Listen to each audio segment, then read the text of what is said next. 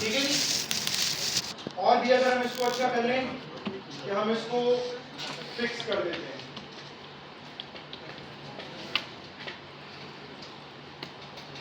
क्योंकि ये वो नंबर है जो चेंज नहीं हो रहे। ठीक है, ये फिक्स हो गए। सिर्फ चेंज किस चीज में आएगा? बीटा में आएगा। तो अब जस्ट मैं क्या करूंगा, इसको मैं ड्रैग करता हूं, मेरे पास अगला रिटर्न आ जाएगा। Now can you see that कि एक ऐसा स्टॉक जिसका बीटा 0.28 है, लेस रिस्की है मार्केट के मुकाबले में, तो वो कितने परसेंट रिटर्न देगा? 6.35% रिटर्न देगा। और एक ऐसा स्टॉक जो मार्केट के मुकाबले में 75% ज्यादा रिस्की है, तो उस केस के अंदर वो रिटर्न 13.775 कर देगा। तो अब आप सिंपली इसको यूं करें कि ये डेटा सेलेक्ट करें, इंसर्ट,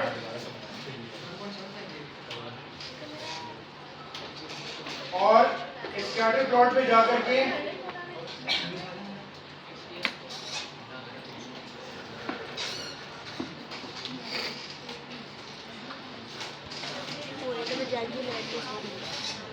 ठीक है जी। तो ये हमारे पास इसका पॉइंट जो है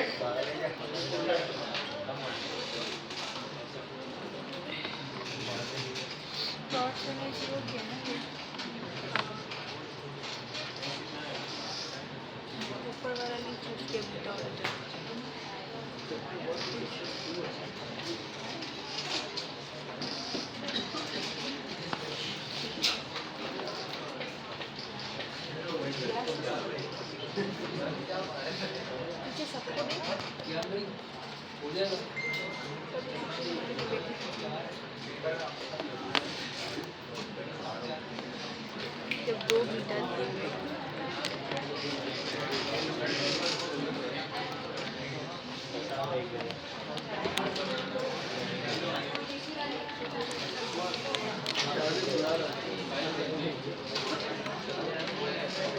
सर ने दूसरा ग्राफ चूज किया है, एक ही लाइन आई है।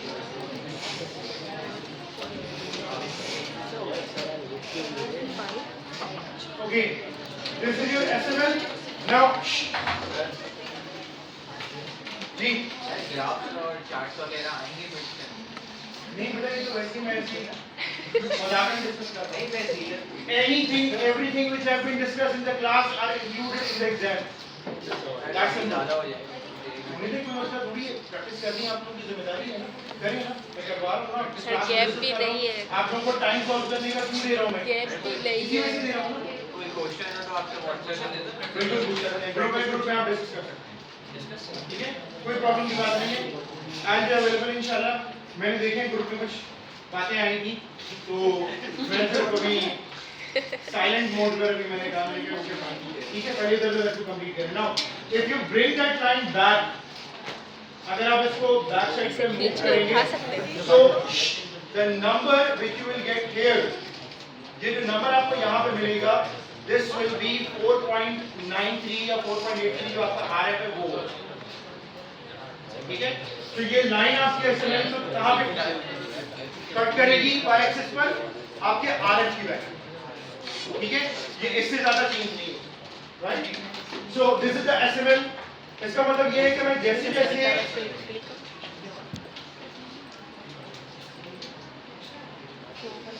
इसको देखें, जैसे जैसे बीटा की वैल्यू बढ़ती जा रही है, रिस्क जैसे जैसे बढ़ता जा रहा है, रिटर्न भी बढ़ता जा रहा है।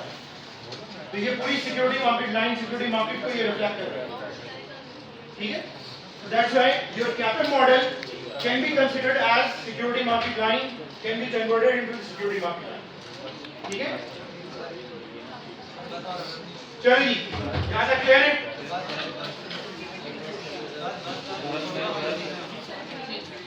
इसको कैसे निकालोगे? निकाल देना जल्दी जल्दी equal to R S plus beta, इसको फिक्स कर R S. Okay ji, let's move on. Sir सांस तो लेने दे। मल्टीप्लाई आर एम का यही आ रहा है, मुझे पूरा निकाला है। अच्छा ये ब्लॉक करके ऑर्डर पे बनाइए साथ। ओके, आ रहा है। यहाँ पर हमारा कॉस्ट ऑफ इक्विटी का पार्ट क्लोज हो गया। कैप्टन आप अपने पेपर में यहाँ तक कर सकते हैं, ठीक है। Captain along with Gordon model, ये दोनों मॉडल्स मैंने आपको इसमें डिस्कस किए हैं, ठीक है। अच्छा, अब आपके पास कॉस्ट ऑफ डेट, अच्छा कॉस्ट ऑफ डेट में मैं जरा आसान रख रहा हूँ उसको। इसके अंदर कॉस्ट ऑफ डेट में दो मॉडल्स यहाँ बताए गए, दो टेक्निक्स बताई गई हैं। I am just following the simplest one, ठीक है। आसान जो है, सबसे आसान वो आपको मैं पॉइंट आउट कर रहा हूँ और इट्स ओके, वो अप्रोच ठीक है, उसको आप आराम से ऑफ भी कर सकते हैं। उसका डेटा कहाँ से आएगा, वो भी सोर्स आपके पास बहुत आसान सोर्स है जो कि अवेलेबल है। कॉस्ट ऑफ डेट अगर हमने निकालना है तो एक अप्रोच ये बताई गई है कि कंपनी की फाइनेंशियल स्टेटमेंट उठाएं, कंपनी की फाइनेंशियल स्टेटमेंट उठाएं, उसमें से दो मुख्तलिफ किस्म का डेटा फेच करें आप। पहला डेटा है कंपनी का इंटरेस्ट एक्सपेंस का, इंटरेस्ट एक्सपेंस कंपनी का, और दूसरा है कंपनी का डेट, ठीक है। कंपनी का डेट, ओवरऑल डेट कितना है, ठीक है। और इसके साथ एक तीसरी चीज अटैच की जाती है, वो है कंपनी का कैश लेवल, कंपनी का कैश लेवल। अभी अगर हम यहाँ पर इसको कंसीडर करें तो ये कंपनी का कॉस्ट ऑफ डेट निकालने का आपको प्रोसेस बताया जा रहा है, जिसमें ये बेसिकली एक लिस्टेड NYSE की लिस्टेड कंपनी है क्राफ्ट फूड के नाम से, ठीक है। ये इस कंपनी का 2005 का कैश लेवल है, 2004 का कैश लेवल है। एक चीज हो गई। दूसरी चीज, ये इस कंपनी का पूरा जो डेट लेवल है, ये उसको रिप्रेजेंट किया जाता है। कहां से आया, कंपनी की फाइनेंशियल से फेच किया है, ठीक है। तो रूट आपका बिल्कुल क्लियर है कि ये पूरा डेटा आपको जो मिलेगा कहां से मिलेगा, कंपनी के फाइनेंशियल स्टेटमेंट से ही मिलेगा, ठीक है। अच्छा, यहां पर आप देख रहे हैं कि 2005-2004 इन 2 इयर्स का डेटा यहां पर लिस्ट किया गया है। आपने इसी तरह से वर्किंग जब आप करेंगे तो आपने इसी तरह से करना है। आपके पास 2 साल का डेटा होना चाहिए, एक वो साल का डेटा जिस ईयर की आप कैलकुलेशन कर रहे हैं कॉस्ट ऑफ डेट की, और एक उससे पिछले ईयर का, ठीक है। डेट का डेटा, कैश का डेटा, ये दोनों data current year as well as last year, इन दोनों ईयर्स का डेटा होना चाहिए, ठीक है। उसके बाद आपके पास अगली चीज जो होनी चाहिए वो इंटरेस्ट एक्सपेंस होना चाहिए। आपका इंटरेस्ट एक्सपेंस यानी कंपनी का इंटरेस्ट एक्सपेंस उस साल का, जिस ईयर का आप कॉस्ट ऑफ डेट निकाल रहे हो, उस ईयर का इंटरेस्ट एक्सपेंस कितना है, ठीक है। इंटरेस्ट एक्सपेंस कितना है, राइट। सो अगर मैं 2005 का, अगर मैं क्राफ्ट फूड का कॉस्ट ऑफ डेट निकाल रहा हूं तो मेरे पास क्या क्या चीजें होनी चाहिए। 2005 का क्राफ्ट फूड का इंटरेस्ट एक्सपेंस होना चाहिए, क्राफ्ट फूड का 2005 का मेरे पास डेट लेवल होना चाहिए टोटल, क्राफ्ट फूड का मेरे पास कैश लेवल होना चाहिए 2005 का, ये करंट ईयर हो गया। लास्ट ईयर का क्या डेटा होना चाहिए, कैश और डेट लेवल। इंटरेस्ट एक्सपेंस की जरूरत नहीं है, इंटरेस्ट एक्सपेंस हम उसी ईयर का यूज करेंगे जिस ईयर का हम कॉस्ट ऑफ डेट निकालते हैं, ठीक है जी। अच्छा, अब करना क्या है आपने, सिंपल सा फॉर्मूला है आपके पास कि मुझे कॉस्ट ऑफ डेट अगर निकालना है तो मैं क्या निकालूंगा, interest expense divided by total date. यानी आपने टोटल डेट जो आपके पास मौजूद है उसका कितने % इंटरेस्ट आपने पे किया, ठीक है। That's simple cost of debt. But the point is that कि ये टोटल डेट जो है इसकी नेचर क्या होगी। अब इसके अंदर दो तरह की डेट को हम कंसीडर करते हैं, एक होता है ग्रॉस डेट और एक होता है net debt. Gross debt is that one कि जिसमें आपने पूरे के पूरे डेट को कंसीडर किया, द होल डेट, ठीक है। पूरा डेट आपके पास आ गया, तमाम पूरे डेट के कंपोनेंट्स का सम आपने ले लिया, दैट्स अ ग्रॉस डेट। तो अगर आप ग्रॉस डेट यूज कर रहे हैं टोटल डेट की जगह पर, तो इसका मतलब है कि आप ग्रॉस कॉस्ट ऑफ डेट की टेक्निक यूज कर रहे हैं। ग्रॉस कॉस्ट ऑफ डेट यानी कॉस्ट ऑफ डेट जो निकाला है वो ग्रॉस डेट की बेस पे निकाला है। अगर ग्रॉस डेट यूज नहीं कर रहा मैं तो फिर मुझे नेट डेट निकालना पड़ेगा। नेट डेट का तरीकेकार ये होता है कि आपके पास जो टोटल डेट है उसमें से आप कैश या कैश इक्विवेलेंट उसको आप डिडक्ट कर दें। क्यों? उसकी वजह यह है कि जो कैश है बेसिकली उसको नेगेटिव पार्ट कंसिडर किया जाता है, ठीक है। यानी ये वो पार्ट है कि जिसने आपके पास से आउट होना है, because this is something like, है तो वैसे एसेट क्या है आपके पास, इन्वेस्टमेंट है, लेकिन रियल टाइम में कैश आपका वो कंपोनेंट है जो कि एक्चुअल में आपके पास रिटेन नहीं हो रहा होगा, that will be going out of your pocket. So that's why आप कैश को डिडक्ट करते हैं अपने टोटल डेट में से, that gives you the net date value, वो नेट डेट देता है। तो यहां पर भी एग्जैक्टली इसी तरह से काम किया गया है कि जिसमें यू कैन सी दैट कि नेट डेट निकाला गया है, और ज्यादा बेहतर अप्रोच यही है कि आप नेट डेट के ऊपर आप कॉस्ट ऑफ डेट निकालें, ठीक है। तो यू कैन सी दैट कि आपके पास जो नेट डेट निकाला गया है, ये देखिए पूरा का पूरा जो डेट का पोर्शन है उसमें से माइनस कर दिया गया है किसको, कैश एंड कैश इक्विवेलेंट को। ये एक्टिविटी 2005 के लिए भी की गई और 2004 के लिए, यानी करंट ईयर और लास्ट ईयर दोनों के लिए की गई, ठीक है। तो आपने करंट ईयर 2005 का आपने नेट डेट निकाल लिया और 2004 का, यानी करंट ईयर लास्ट ईयर दोनों का नेट डेट निकाल लिया। यहां तक क्लियर है? तो सवाल किसी का, ठीक है। अच्छा, जब दो डिफरेंट ईयर्स का नेट डेट निकाल लिया आपने, तो अब सिर्फ आपने डिवीजन करना है। बट प्रॉब्लम ये है कि डिवीजन कौन से वाले नेट डेट से करूंगा, करंट ईयर या लास्ट ईयर से? एवरेज। क्यों? ये अगेन ये भी एक अप्रोच है, ठीक है। अप्रोच एवरेज की इसलिए इस्तेमाल की जाती है क्योंकि बाज़ दफ़ा हम डेट्स के अंदर रिकंसाइलेशन एक्टिविटी हम करते हैं, डेफर्ड की एक्टिविटी हम करते हैं, तो बाज़ दफ़ा पेमेंट डेफर हो रही होती है। कभी कभार होता है केसेस के अंदर कि आपकी पेमेंट डेफर हुई है या आपने डिले कर दिया है, तो वो बेसिकली आपके उस पर्टिकुलर टाइम पीरियड के बजाय नेक्स्ट टाइम पीरियड में चला गया, ठीक है, या आपने प्री पेमेंट कर दिया है, समथिंग कुछ इस तरह के प्रोसेसेस होते हैं आपके डेट के अंदर, तो जिसकी वजह से आपकी जो डेट की जो पेमेंट है ना वो फ्लक्चुएट कर रही होती है। तो इस तरह के प्रॉब्लम को, इशू को रिजॉल्व करने के लिए आप करंट ईयर का debt level, net debt level और लास्ट ईयर का नेट डेट लेवल लेकर के उसको एवरेज आउट कर देते हैं, ताकि अगर कोई भी ऐसी एनोमली होगी या डिस्क्रिपेंसी होगी तो वो सैचुरेट हो जाए, एवरेज आउट हो जाए। So that's what it has happened कि इन दोनों ईयर्स का जो नेट डेट था इसका एवरेज ले लिया, ठीक है जी। तो आपका इंटरेस्ट एक्सपेंस कितना है, ये रहा, और आपका एवरेज डेट यहां से मिलेगा। तो अब आपने क्या किया यहाँ पे कि मुझे अगर कॉस्ट ऑफ डेट निकालना है, देन क्या करेंगे हम यहाँ पर, इंटरेस्ट एक्सपेंस जिस साल का आप कॉस्ट ऑफ डेट निकाल रहे हैं डिवाइडेड बाय एवरेज, किसका एवरेज, डेट का, नेट डेट का, करंट ईयर और लास्ट ईयर का। तो एवरेज में आपने क्या किया कि चूंकि दोनों साथ साथ सेल्स हैं, लिहाजा आपने इन दोनों को सिलेक्ट कर लिया, इन दोनों का एवरेज वो निकाल दिया और आपको कैलकुलेट करके दे देगा। So your cost of debt, average cost of debt, average net cost of debt is 5.5%। यानी क्राफ्ट फूड का जो average net cost of debt बना है वो कितने परसेंट बना है, 5.5%। यानी क्राफ्ट फूड अपने टोटल डेट का कितने परसेंट इंटरेस्ट में दे रहा है, क्राफ्ट फूड अपने टोटल डेट का कितने परसेंट इंटरेस्ट में दे रहा है, 5.5। सॉरी, इट्स ओके, डिपेंड करता है कि कंपनी डेट पे भी है या इक्विटी से भी है, किस तरह की है, वो कंपनी की कैपिटल स्ट्रक्चर और उस पर डिपेंड करता है कंपनी की प्रैक्टिसेस क्या चल रही है, ठीक है। ओके, सो ये हमारा जो कॉस्ट ऑफ डेट का पार्ट जहां पर हो गया। एक और अप्रोच है, उस पर मैं डिस्कशन नहीं कर रहा आपसे, वो रिग्रेशन की अप्रोच है, उस पर मैं डिस्कशन नहीं कर रहा, वो आप किसी न किसी दूसरे मौके पर आप कहीं ना कहीं आप पढ़ लेंगे आप, ठीक है। Now let's summarise the whole story. आपने कॉस्ट ऑफ इक्विटी निकाल लिया, आपने कॉस्ट ऑफ डेट निकाल लिया, ठीक है।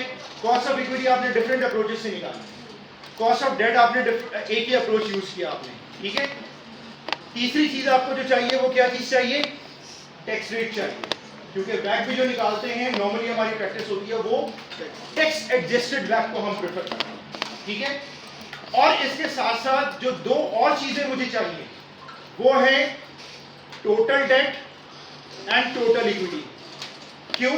क्योंकि जब तक ये चीजें मुझे मिलेंगी नहीं उस वक्त तक मैं वेट्स को डिफाइन नहीं कर सकता, वेट ऑफ डेट ये नहीं मिलेगा।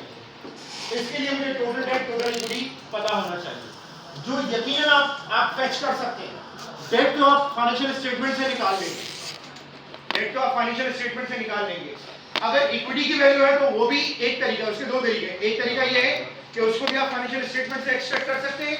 दूसरा तरीका, आपको अगर नंबर ऑफ आउटस्टैंडिंग शेयर दे दिए जाए और उस टाइम पीरियड का मार्केट प्राइस दे दिया जाए तो इक्विटी की वैल्यू मिल जाएगी। मल्टीप्लाई अगर मैं कर दूं तो इक्विटी की वैल्यू मिल जाएगी ना, share price multiplied by total number of shares जो आउटस्टैंडिंग है, तो आपको इक्विटी की वैल्यू मिल जाएगी। तो ये दूसरा तरीका है। तो ये अप्रोच आप देख लीजिएगा कि कौन सी अप्रोच आपके लिए फीजिबल है as per the given data, ये एग्जाम पॉइंट ऑफ व्यू से। और अगर जनरल अगर प्रैक्टिकल पॉइंट ऑफ व्यू से हम बात करें तो फिर प्रैक्टिकल में आप ये देखेंगे which one is the better option, क्योंकि अगर मैं प्राइस के थ्रू निकाल रहा हूं तो वो market value of the equity कहलाएगा, ठीक है, वो market value of the equity है। और डेट को भी फिर मुझे मार्केट वैल्यू के ऊपर लेकर आना है। अदरवाइज अगर मैं डेट फाइनेंशियल्स के थ्रू ले रहा हूं तो फिर मुझे क्या करना पड़ेगा, कोशिश हमारी ये होती है, प्रैक्टिस हमारी ये होती है कि हम इक्विटी को भी फाइनेंशियल से ही लें, यानी book value of the equity हम उठाएं, ताकि जो रिजल्ट आए मेरे पास बैंक का वो बुक वैल्यू की बेसिस पर हो या मार्केट वैल्यू की बेसिस पर हो। ये दोनों में जरा फर्क आता है, ठीक है, रिमेंबर दैट। सो बैंक में आपके पास क्या बनेगा, weight of debt, cost of debt और टैक्स एडजस्टेड, तो टैक्स की एडजस्टमेंट यहां हो, plus weight of equity into cost of equity. अगर ये तीनों चीजें मौजूद हैं तो फिर हम आराम से वैट को कैलकुलेट कर सकते हैं। Just for the example and understanding and the last final conclusion of the whole chapter, क्योंकि आपको मैंने पूरे चैप्टर की डिस्कशन मैंने करवा दी है, डिफरेंट कंपनीज के आगे की शीट्स में निकाली गई है, बट फाइनल हमारे पास जो वैट की अंडरस्टैंडिंग को अगर हम फाइनलाइज करें, so there we have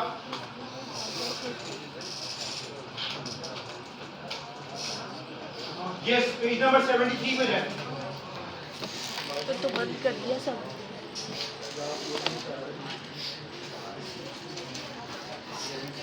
Go to page number 73. Now this is basically the conclusion of the whole chapter. तमाम की तमाम जो कैलकुलेशन थी, अब ये आपका पूरा ट्रैक आपका यहाँ पर फाइनलाइज होगा, ठीक है। Now look at the one shares outstanding, यहाँ मार्केट वैल्यू को यूज किया, ठीक है। So shares outstanding 2005 के एंड पर शेयर आउटस्टैंडिंग कितने हैं क्राफ्ट फूड के, वो इतने हैं। कहां से मिलेगा, फाइनेंशियल स्टेटमेंट आपको बताएगी, ठीक है। Market value of the price, share price stock exchange से मिल सकता है आपको, ठीक है। स्टॉक एक्सचेंज से अगर आप ले रहे हैं तो वो मार्केट प्राइस है, अगर आप कंपनी के बुक से उठा रहे हैं तो वो बुक वैल्यू आपके पास शेयर प्राइस से मिलेगी आपको, ठीक है। तो आप कोई भी एक मार्केट प्राइस या शेयर प्राइस आप कर सकते हैं। जब आप इसको मल्टीप्लाई करेंगे तो मल्टीप्लाई करने पर इक्विटी की वैल्यू आपको मिल जाएगी, ठीक है जी, इक्विटी की वैल्यू मिल गई, यानी इक्विटी मिल गया। और डेट, अभी हमने पीछे देखा था, डेट निकाला था, नेट डेट निकाला था ना हमने, so will be using the same net date. तो ये वही आपका नेट डेट का रिजल्ट है जो पीछे अभी हमने कॉस्ट ऑफ डेट निकाला था, हमने ये यस कैश, कैश और cash equity net value use करें। Now this is your E, this is your D, ठीक है। इनसे वेट निकालना, अगर हम वेट निकालना चाह रहे हैं तो वेट के लिए इसको सम करें, ये टोटल आ गया, यानी इक्विटी और डेट का कॉम्बिनेशन आ गया, सम आ गया। So what would be the proportion, divided by total 80.97 यानी तकरीबन 81% का आपका जो है ना वो इक्विटी लेवल है इस कंपनी का क्राफ्ट फूड का as per the given information. So remaining आपके पास जो होगा 1 माइनस ये तकरीबन 19% का आपका डेट लेवल आ गया। ये वेट्स आ गए, यानी ये आपका है WE and this one is WD, WD and WE, ये दो चीजें आ गई आपके पास, ठीक है। नाउ अब यहां पर इन्होंने मेथड सेग्रीगेट किया है, क्योंकि कॉस्ट ऑफ डेट तो सेम एक ही निकला है, यू कैन सी दैट 5.50% वही है ना मतलब कॉस्ट ऑफ डेट, लेकिन कॉस्ट ऑफ इक्विटी हमने चूंकि मुख्तलिफ तरीकों से निकाला है, ठीक है। कौन कौन से तरीके थे, रिकॉल करें, सबसे पहला मेथड कौन सा था, डिविडेंड पर शेयर का। सो डिविडेंड पर शेयर के थ्रू गॉर्डन का मॉडल इस्तेमाल करते हुए कॉस्ट ऑफ इक्विटी निकाला गया। ये आपको पीछे की शीट में मिल जाएगा। हमने जो डिस्कस किया था बेसिकली, हमने किसका डिस्कस किया था, हमने किसी और कंपनी का डिस्कस किया था, आई गेस केलॉग्स का हमने डिस्कस किया था, केलॉग्स का और या फिर किसी और कंपनी का हमने डिस्कस किया था कि आरई डिविडेंड पर शेयर के थ्रू कैसे निकालते हैं। But methodology same. आपको डिविडेंड दिया हुआ होगा क्राफ्ट का, आपने उससे ग्रोथ रेट निकालना है, उसकी प्राइस दी हुई होगी, करंट डिविडेंड आपको पता होगा, आपने गॉर्डन ग्रोथ मॉडल यूज करके आपने कॉस्ट ऑफ इक्विटी कैलकुलेट कर लिया। So the point is that कि अगर मैं डिविडेंड पर शेयर के थ्रू कॉस्ट ऑफ इक्विटी निकाल रहा हूं तो दैट वाज 16.79%। उसकी वजह से जो वैट निकला है based on this formula tax adjusted वैट दैट वाज 14.33%। ठीक है।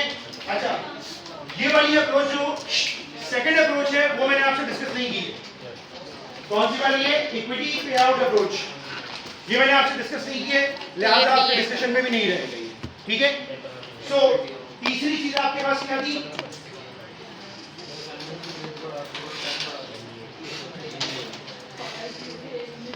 CAPM classic CAPM and tax adjusted graph food का जो कैपएम के थ्रू कॉस्ट ऑफ इक्विटी निकाला गया दैट वाज लेस, और टैक्स एडजस्टेड कैपएम के थ्रू ये आ रहा था। अच्छा, आमतौर पर एक प्रॉब्लम रहती है ये कि आप जब cost of equity via CAPM निकालते हैं ना, तो अगर आपका जो रिस्क फ्री रेट बहुत कम होगा तो वो आपके कैपएम के थ्रू निकले हुए कॉस्ट ऑफ इक्विटी को जो है ना वो थोड़ा सा श्रिंक करता है, लोअर साइड पे रखता है। ठीक है, क्योंकि उसकी जो मेन डिपेंडेंसी है वो आपके आरएफ के ऊपर है, रिस्क फ्री रेट के ऊपर है।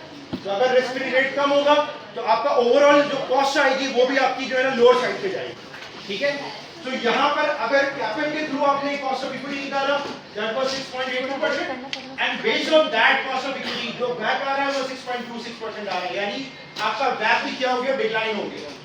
ठीक है। और टैक्स एडजस्टेड के थ्रू बैक आ रहा है 5.64%। Now closing point is that हमने डिफरेंट टेक्निक यूज करके हमने कॉस्ट ऑफ इक्विटी निकाला है। तो जाहिर सी बात है कि जब टेक्निक अलग थी तो कॉस्ट ऑफ इक्विटी डिफरेंट आई, जब कॉस्ट ऑफ इक्विटी डिफरेंट आई तो बैक भी डिफरेंट आया। सवाल ये है कि बैक इन 3 नंबर में से कौन से नंबर पे फॉल कर रहा है? पहला नंबर था 14% का, चलिए दूसरा भी ले लेते हैं हम 12.45%, तीसरा है 6% और 5.6%। What will be the back of craft food? एक अप्रोच ये है कि आप इसको एवरेज आउट कर लें। ठीक है, एक अप्रोच ये है कि एवरेज आउट कर लें, एवरेज आउट करें, लेकिन ये ध्यान में रखिएगा कि अगर आपके के तमाम बैग बहुत दूर दूर आ रहे हैं तो एवरेज आपका जो है ना वो आपको बड़ा डिफरेंशिएट कर देगा। ठीक है। दूसरी अप्रोच ये है, यानी एवरेज निकालने के लिए जो सबसे बेहतरीन तरीका वो ये है कि आपका डेटा, आपका नंबर करीब करीब अगर है तो फिर एवरेज बेस्ट ऑप्शन होता है। दूसरी अप्रोच, अगर मैं एवरेज यूज नहीं कर रहा तो फिर मैं कैसे डिसाइड करूं? फिर ये देखें कि कंपनी का जो हिस्टोरिक बैक चल रहा है वो किस रेंज के अंदर आ रहा है। तो हिस्टोरिक बैक कंपनी का जिस रेंज के अंदर फॉल कर रहा होगा, आप इनमें से उस रेंज में से किसी एक को आप फॉल कर सकते हैं या नियर बाय बैक को आप एज अ बेंचमार्क ले सकते हैं।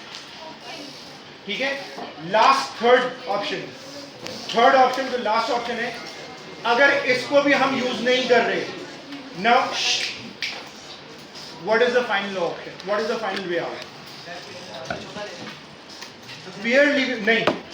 पीयर लेवल कंपनी जो आपकी कॉम्पिटिटर है, आप उसका वैक सामने रखें, उसको बेस बना करके आप वैक की सिलेक्शन कर सकते हैं which one would be the better option. 3 आपको मैंने अप्रोचेस बताई हैं जिनके थ्रू आप एक डिसीजन के ऊपर आप फॉल कर सकते हैं। ठीक है। Thank you.